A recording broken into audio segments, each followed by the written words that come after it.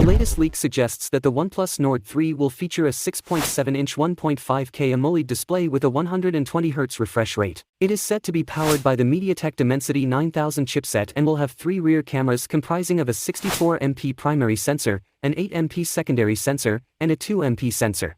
For selfies, it will have a 16MP front camera. Interestingly, these specs match those of the OnePlus Ace 2V, which launched in China last month. This has led to speculations that the Nord 3 is a rebranded version of the Ace 2V.